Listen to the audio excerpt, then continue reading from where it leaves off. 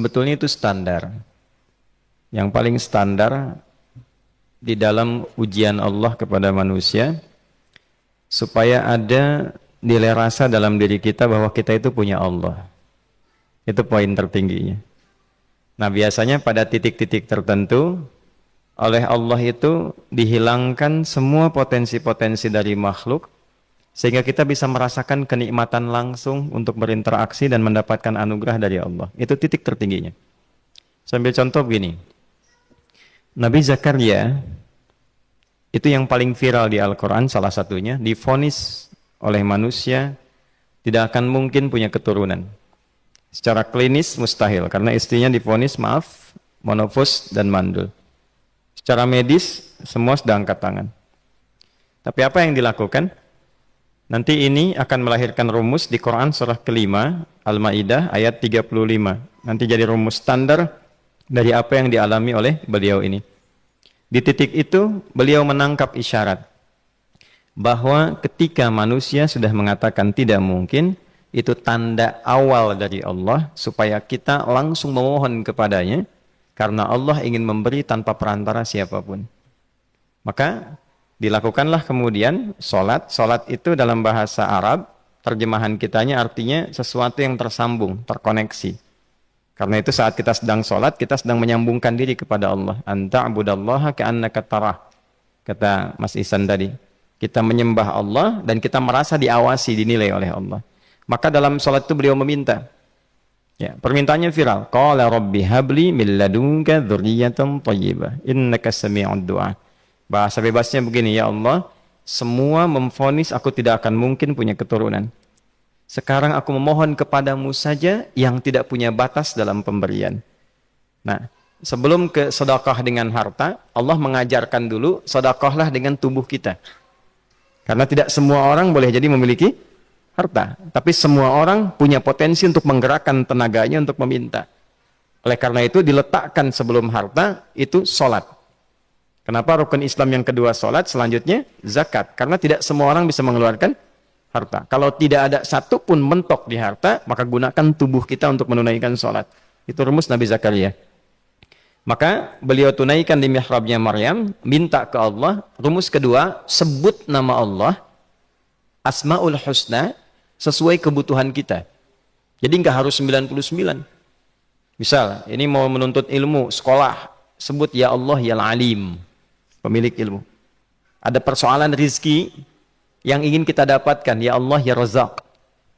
Ada proyek, ada kegiatan yang kira-kira tantangannya tidak mudah, ya Allah ya Al-Fattah. Ini beliau minta karena divonis tidak mungkin, maka meminta kepada Allah dengan nama pemberian tanpa batas, namanya Wahhab. Disingkatnya Hab. Rabbi habli, ya Allah yang tak punya batas dalam pemberian. Mereka memvonis aku punya batasan, maka mohon anugerahkan darimu saja. Jika padamu belum sempat juga terkabul, maka mohon tunjukkan kepadaku dengan cara apa lagi aku mesti meminta. Maka dalam situasi mentok itulah kemudian turun langsung jawaban. Fanadathul malaikatu wa huwa qa'imun yusalli fil mihrab annallaha yubashshiruka bi Yahya. Tolong garis bawah ini. Orang-orang yang langsung memiliki kesadaran saat di titik paling krusial, terendah, dan kita merasa tidak punya apa-apa, lalu ada kesadaran kita punya Allah, dan meminta, itu seketika nggak ada sekat. Langsung dijawab. Seketika. Nah, karena itu, biasanya di momen tertentu, setiap kita itu pasti mengalami peristiwa itu. Apapun bentuknya. Nah, itu kalau sudah sampai ke situ, itu kode. Jadi di Islam itu nggak ada pesimis. Ya, tidak ada pesimis. Dan jangan pernah melarutkan diri pada sebuah vonis. Sudah, ini nggak mungkin. Gak akan dikabulkan. Nah, itu jebakan setan. Karena declare pertama iblis ketika melakukan kesalahan, itu kalimatnya jelas. Ana khairum minhu khalaqtani min narin wa khalaqtahu ya min tin. Saya lebih hebat, lebih bagus. Allah nggak mungkin, sudah nggak mungkin ada ampunan lagi.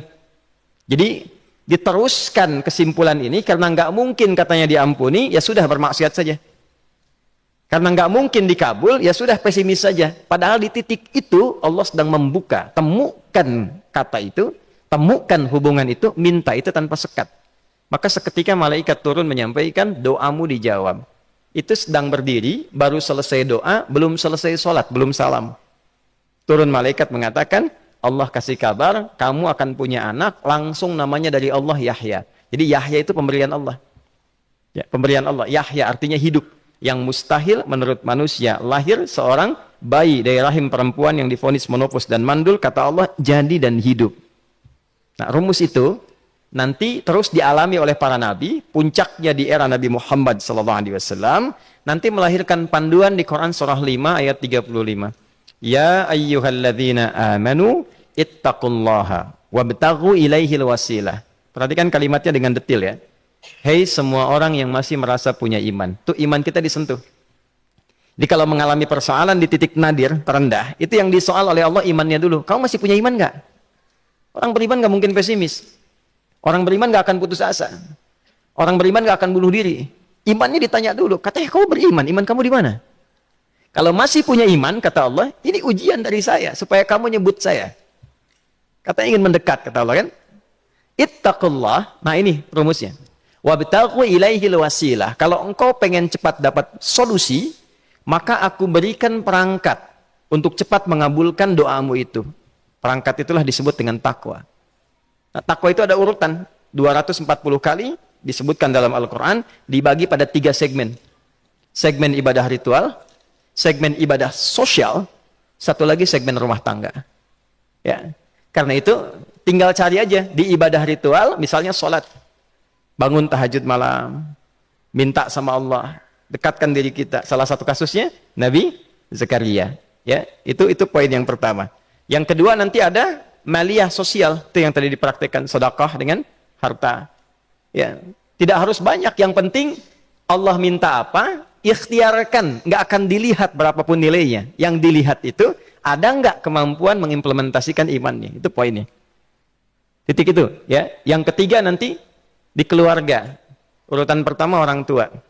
Kata Ibnu Abbas radhiyallahu taala anhuma, tidak ada satupun aku melihat amalan tertinggi yang menarik perhatian Allah untuk memberikan ampunan pada orang taubat atau mengabulkan doa dengan cepat kecuali berbakti pada orang tua. Dan kisahnya viral sekali di Al-Bukhari, 3 orang terjebak dalam gua, kemudian tertutup batu besar karena berteduh hujan, tapi tertutup batu besar. Lalu ketiganya mendorong, tidak pernah bisa mengeluarkan tenaga yang mampu mengeluarkan mereka dari batu itu. Gak bisa gerak. Satu di antara 3 orang ini mengusulkan, sudah, ini tanda dari Allah, jangan gunakan kekuatan kita lagi, kita diminta menggunakan kekuatan yang Allah berikan. Coba kita cari amalan rumus takwa tadi. Satu di antara 3 itu mengatakan, ya Allah, saya punya seorang ibu. Setiap kali saya berangkat kerja, saya akan selalu siapkan hidangan untuk ibu, khusus untuk susu sebelum tidur, itu saya yang minumkan langsung kepada beliau. Itu berlanjut selama hidup saya seperti yang kau ketahui. Satu kali, saya pulang dari kantor, dari pekerjaan, ibu saya sudah tertidur. Sementara susu belum diminum. Dan kami putuskan tidak ada yang berani menyentuh susu dan minuman makanan kecuali ibu terlebih dahulu. Maka saya putuskan memegang nampan susu di samping ibu yang tertidur dan menunggu beliau bangun. Tiba beliau bangun tengah malam, saya berikan susunya tanpa saya katakan saya telah menunggu cukup lama untuk memberikan susu itu. Ibunya nggak dibangunkan, dibiarkan istirahat dengan nyaman, begitu bangun diberikan susu tanpa komen sedikit pun. Nggak bilang, mas betulnya udah lama tadi nungguin deh. Langsung diberikan. Seketika ibu senang istirahat dan lalu mengatakan pria ini, ya Allah, jika engkau ridha dengan amalku ini, maka mohon bebaskan kami dari kungkungan batu ini. Lalu ketiganya berikhtiar mendorong, yang tadinya tidak punya kekuatan, seketika batu itu menggelinding dan membebaskan 3 orang itu. Nah itu persegi dalil yang sebetulnya jadi pedoman hidup. Dalil itu kan pedoman bahasa Arabnya. Pedoman berkehidupan. Kita di Islam itu lengkap. Jadi kalau kita mengalami kasus itu, dimanapun, ya, baik di kedudukan, di usaha, di pengetahuan, sudah mau ngapalin, mentok, gitu ya, itu ujian.